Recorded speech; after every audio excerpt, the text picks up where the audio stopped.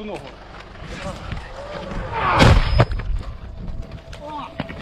Пацаны, я ногу не чувствую. 200-й! Приймай, вермахт! Стій! Принимай! Бо, помогай! Куди? Хто зі мною? Ствол! Вітя, Вітя, триногу!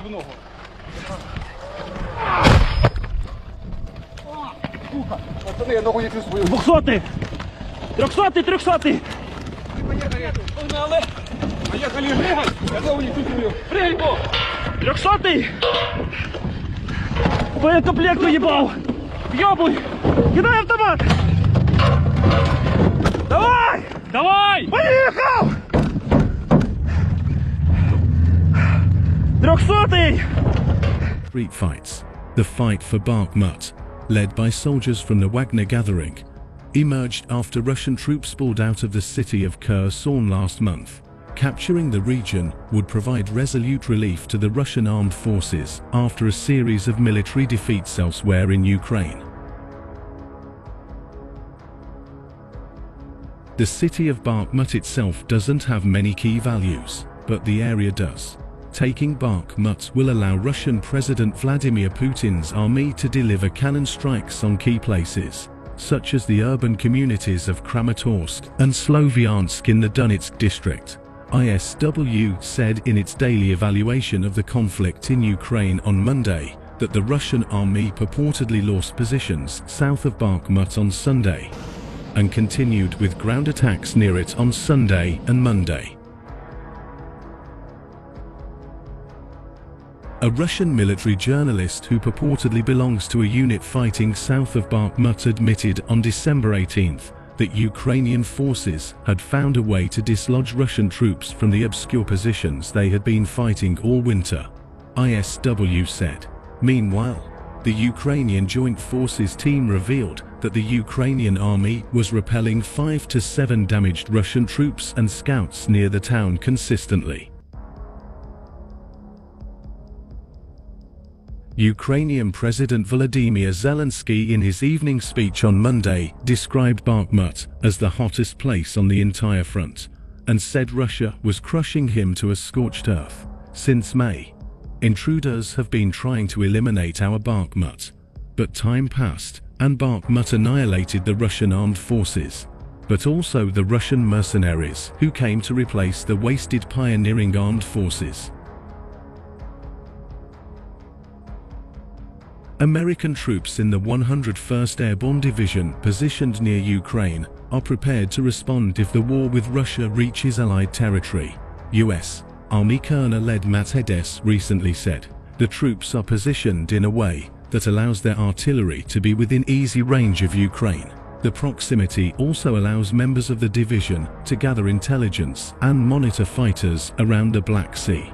According to Stars and Stripes, a U.S. military news organization, Matt Hedges said on Monday that troops are ready if the call comes. Functioning as the division's first operational mission in Europe since World War II, the 2nd Brigade Combat Team includes nearly 5,000 soldiers along NATO's southeastern flank, with many positioned at strategic locations near Romania's coastline. The unit was ordered to be anchored in those locations in June as part of the effort by the United States to provide support across NATO territory in case the Russian war goes beyond the borders of Ukraine. After Russia invaded Ukraine on February 24th, Romania was viewed as the center of US efforts to prevent Russian offensives in southern Europe. According to Stars and Stripes, General Mark Milley, chairman of the U.S. Joint Chiefs of Staff, sent shockwaves across Western capitals when he declared that the war in Ukraine could not be won by purely military means. Milley suggested that Ukraine was now in a strong position, and this winter might be the moment to consider peace talks with Russia.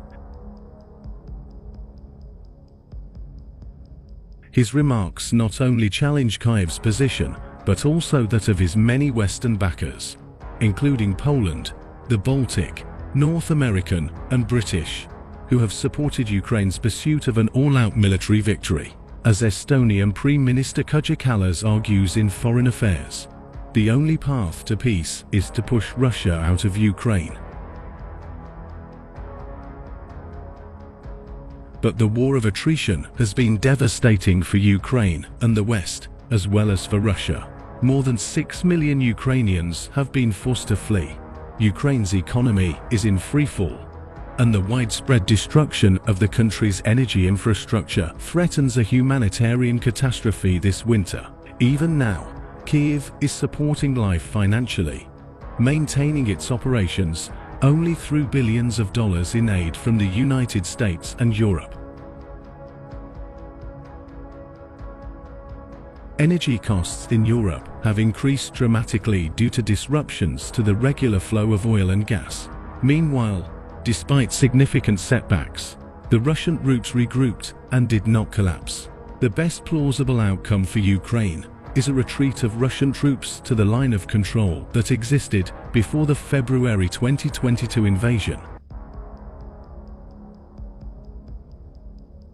But even if Russia is swept back into the anti-status quo, many Ukrainians fear that Moscow will simply back off and regroup, waiting for its next opportunity to strike. It is by no means clear that military deterrence will be sufficient to guarantee the resulting peace.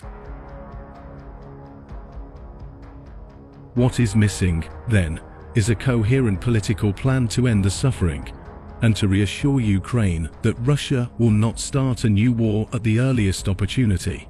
Even if Putin remains in power, that would require Russia to accept defeat, but also require Ukraine to accept that complete victory may not be forthcoming.